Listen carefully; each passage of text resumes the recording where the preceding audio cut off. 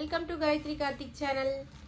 இன்றைக்கி வந்து பார்த்திங்கன்னா என் பையனுக்கு ரிசல்ட் பார்க்கலாம். அதுக்கு முன்னாடி வந்து ஒரு விஷயம் இருக்குது, அது காமிக்கணும்னு நான் நினைக்கிறேன். நான் வந்து பார்த்திங்கன்னா மீஷோவில் வந்து ஒன்று ஆர்டர் பண்ணியிருக்கேன். ஆனால் நான் ஆர்டர் பண்ண பொருள் வந்து கொஞ்சம் வெயிட்டாக இருக்குன்னு தான் நான் நினச்சேன். ஆனால் வெயிட்டாலாம் இல்லை, ஏன் என்னன்ட்டு தெரில. ஃபஸ்ட்டு நம்ம ஓப்பன் பண்ணி பார்ப்போம். ஓப்பன் பண்ணு.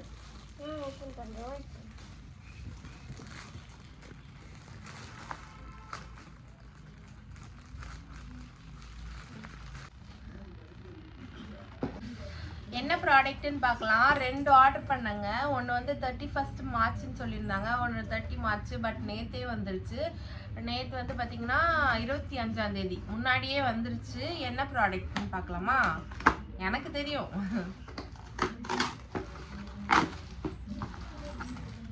ஆமாங்க, கத்தி ஆர்டர் பண்ணியிருந்தேன். கத்தி ஆர்டர் பண்ணல, மீஷோவில் கத்தி ஆர்டர் பண்ணியிருந்தேன். இந்த பிரிண்டட் கத்தி இருக்கும்லங்க, அதுதான் ஆர்டர் பண்ணியிருந்தேன். கத்தி வந்து பார்த்திங்கன்னா எங்கள் வீட்டில் வந்து ஒரு ப்ராப்பரான கத்தி இல்லை. அதனால வந்து நான் பக்கத்தில் வந்து 30 rupees ஒரு கத்தி வாங்குவேன், சூப்பராக இருக்கும்.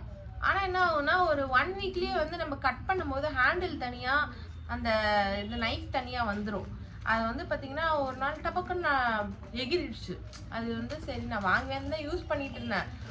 சரி ஒரு கத்தி வாங்கிடுவோம். இந்த பிரிண்டட் கத்தி வந்து நான் எல்லாரும் யூஸ் பண்ணுறதை பார்த்துருக்கேன், எனக்கும் ஆசையாக இருந்துச்சு சரி வாங்கலான்னு சொல்லிட்டு. அதனால வந்து வாங்கியிருக்கேன். ரொம்ப ஷார்ப்பாக இருக்கும் இந்த கத்தி. பட் வந்து வெயிட் இல்லை, வெயிட் சுத்தமாக கிடையாது. மூணுத்துக்கும் அது கொடுத்துருக்காங்க பாருங்க. செம்ம ஷார்ப்பாக இருக்க மாதிரி இருக்கு. எப்படியும் புது கத்தி வாங்கினாலே எனக்கு என் கையில் வந்து போட்டுரும். சூப்பராக இருக்கு, பிரிண்டட் கத்தி மாதிரி இருக்கு பாருங்க.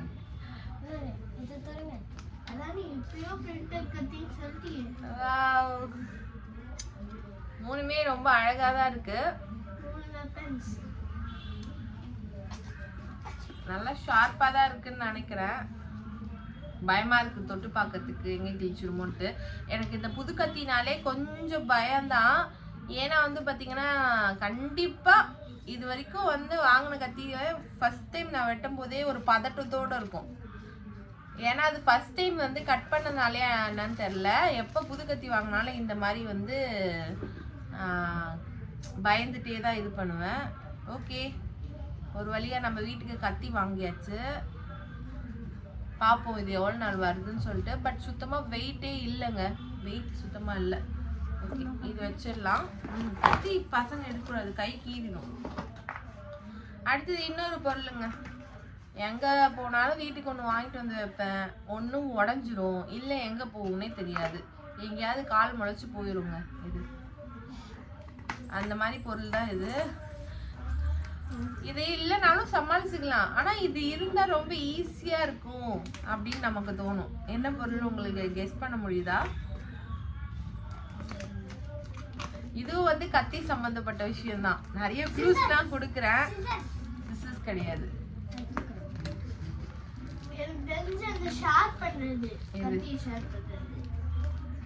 அந்த இது ஸ்பூனு என்னன்னு கண்டுபிடிச்சிங்களா? இது வரைக்கும் நீங்க கண்டுபிடிச்சிங்களா என்னன்னு? அது கத்தி ஷார்ப் பண்றது இல்ல, இல்ல கத்தி மாதிரின்னு சொல்றேன். இது இல்லைனாலும் நம்ம சமாளிச்சுக்கலாம் கத்தி வச்சு. என்ன பொருள்னு பார்த்தீங்கன்னா பீலர். நானும் வாங்கி வாங்கி வைப்பேங்க, எங்காதான் போகுமோ இல்லை நானே உடச்சிடுவேன்.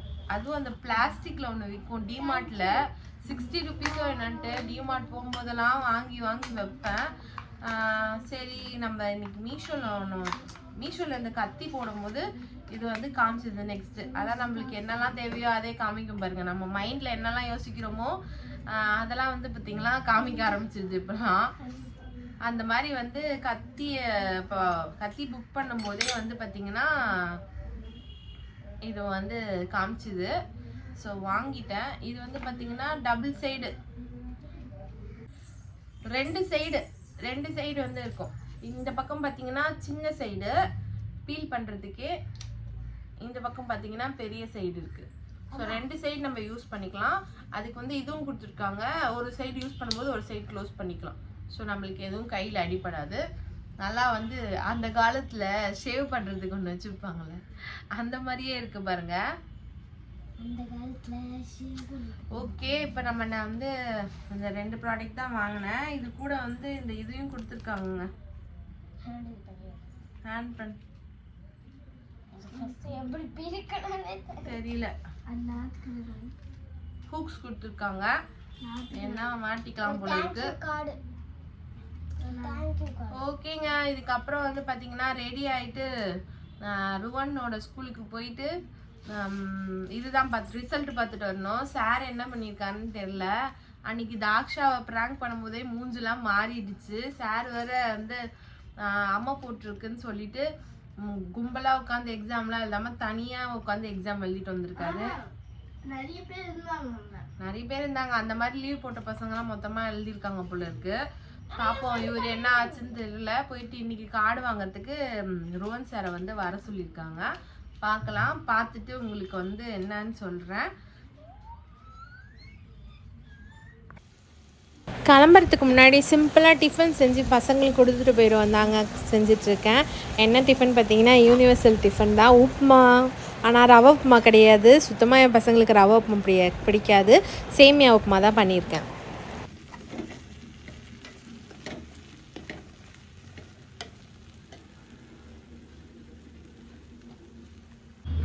அவ்வளோதான், நான் வந்து ருவனோட ரிசல்ட் பார்க்க கிளம்பிட்டேன். போய் பார்த்துட்டு என்னன்னு சொல்லிட்டு ருவனோட ரிசல்ட் பார்த்துட்டு வந்தாச்சுங்க. நான் யோசித்தேன் தாக்ஷாவை ப்ராங்க் பண்ணுற மாதிரி ருவனையும் ப்ராங்க் பண்ணலாம் அப்படின்னு சொல்லிட்டு. ஆனால் அதே உண்மையாகும்னு எனக்கு தெரியல. என்ன பண்ணுறதுனே எனக்கு தெரியல. ரீடெஸ்ட் எழுத சொல்லியிருக்காங்க. ஆல்ரெடி அவனுக்கு அந்த அம்மா போட்டிருக்குன்றதுனால ஒரு எக்ஸாம் ரீடெஸ்ட் தான் எழுதணும். இப்போ வந்து பார்த்தீங்கன்னா 2 டெஸ்ட்டு, தமிழும் ஹிந்தியும் வந்து ரீடெஸ்ட்டு. வாங்கியிருக்கான்.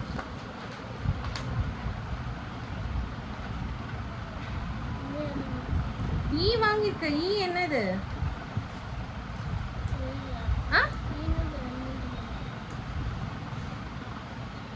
வந்து பார்த்தீங்கன்னா ஃபெயில். ஃபெயில். வாங்கிட்டால். ஆக்சுவலி டி வாங்கினாலே வந்து அவங்க வந்து என்ன சொல்லுவாங்கன்னா நெக்ஸ்ட் கிளாஸ் போடுவோம். 2 கிளாஸ் வந்து பார்த்தீங்கன்னா 2 மந்த்ஸுக்கு வந்து பார்ப்போம். அப்படி வந்து முடியலன்னா வந்து திருப்பியும் டி ப்ரமோட் தான் பண்ணுவோம் அப்படின்ற மாதிரி சொல்லுவாங்க. இப்போ பார்த்தா வந்து அவன் வாங்கியிருக்கான். இப்போ அவன் வந்து ரீடெஸ்ட் எழுதணும். ஏப்ரல் 1ஆம் தேதியிலேருந்து அவன் வந்து 5th ஸ்டாண்டர்ட் போகணுங்க. ஃபீஸ்லாம் ரெடி பண்ணிகிட்ருக்கோம். இப்போ பார்த்து இவன் வந்து இப்படி பண்ணுறான். என்ன பண்ணுறதுனே தெரில எனக்கு. என்ன பண்ணுறது ஒன்றுமே புரியல. ஏன் மேம் ஏதாச்சும் பார்த்து பண்ணலாமே, நான் அவன் பேப்பர் பார்த்தேன், ஆன்சர்லாம் கரெக்டாக தானே இருக்குது அப்படின்ற மாதிரி கேட்டதுக்கு அவங்க சொல்கிறாங்க, அவன் வந்து பார்த்திங்கன்னா ரோமன் லெட்டர் போட்டு எழுத மாட்டேங்கிறான். இப்போ 1 2 3 போடுவோம்ல ஆன்சர்ஸ்க்கு, நம்பர்ஸ் போட்டு எழுத மாட்டேங்கிறான். அதே மாதிரி சும்மா எழுதுறான், கோடு போட்டு கூட எழுத மாட்டேங்கிறான். சும்மா ஆன்சர் அவங்க கிளாஸ் மிஸ்ஸுங்க பார்த்தா மட்டும் தான் தெரியும். இந்த மாதிரி பையனை வந்து நெக்ஸ்ட் கிளாஸ் கொண்டு போனால் தெரியாதுன்னு சொல்கிறாங்க.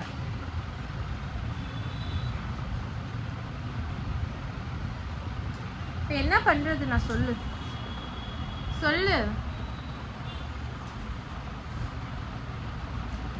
என்ன பண்ணுறாரு? இவ்வளோ பெரிய பையன் திருப்பியும் 4th படித்தா நல்லா இருக்குமா? சொல்லு. திருப்பி 4th படித்தா நல்லா இருக்குமா? ரீடெஸ்ட் எழுதுறியா?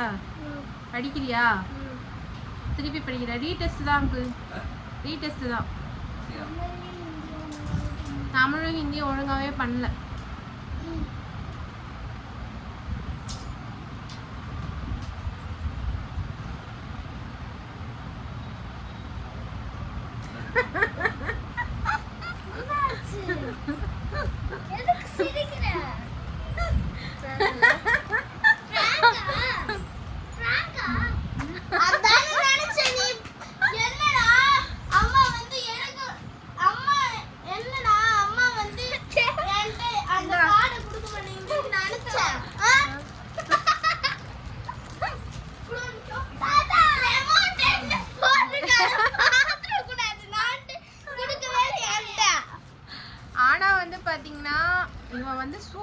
படிப்பாங்க, நல்லா படிப்பான். இவன் ஹேண்ட் ரைட்டிங் பார்த்தீங்கன்னா கோழி கிறுக்கலோட மோசமாக இருக்கும். நான் வந்து டீ ப்ரமோட் சொன்னதெல்லாம் வந்து ப்ராங்க் தான். ஆனால் அவங்க மிஸ்ஸஸ் சொன்னாங்க, அந்த நான் சொன்னேன்ல அவன் ஹேண்ட் ரைட்டிங் வந்து பார்த்தீங்கன்னா ஒழுங்காக எழுத மாட்டேங்கிறான். அதுக்கப்புறம் பார்த்தீங்கன்னா கோடு போட்டு எழுத மாட்டேங்கிறான், ரோமன் லெட்டர்ஸ் போட்டு எழுத மாட்டேங்கிறான். இதெல்லாம் உண்மை, உங்கள் மிஸ் என்கிட்ட சொன்னது. அவன் வந்து நெக்ஸ்ட்டு கிளாஸ்லாம் வந்து ஹேண்ட் ரைட்டிங் ஒழுங்காக எழுதினா மட்டுமே அவனை நான் வந்து ஃபஸ்ட்டு டேர்ம்லேருந்து ரொம்ப ஸ்ட்ரிக்டாக பார்த்து தான் வந்து இது பண்ணுவேன்னு சொல்லியிருக்காங்க. இவன் நீ இப்போ என்ன பண்ணுறேன்னா, நான் அப்பா கிட்ட சொல்லிவிட்டு ஹேண்ட் ரைட்டிங் புக் வாங்கி தரேன். 2 லைன்ஸ் ஒன்று 4 லைன்ஸ் அது எழுதி ப்ராக்டிஸ் பண்ண, அழகாக எழுது. அவ்வளோதாங்க, ருவன் வந்து பாஸ் பண்ணிட்டான், 5th ஸ்டாண்டர்ட் போகிறான். April 1 பார்த்தீங்கன்னா 2 பேரும் வந்து கிளாஸ் ப்ரொமோட் ஆகி நெக்ஸ்ட் கிளாஸ் போகிறாங்க. தாக்ஷா மேடம் வந்து பார்த்தீங்கன்னா 2nd கிளாஸு, ருவன் சார் வந்து பார்த்தீங்கன்னா 5th ஸ்டாண்டர்ட் போகிறாங்க. சாப்பிடுங்க சாப்பிடுங்க, என்னோட தாத்தாக்கு சாக்லேட் கொடுங்க.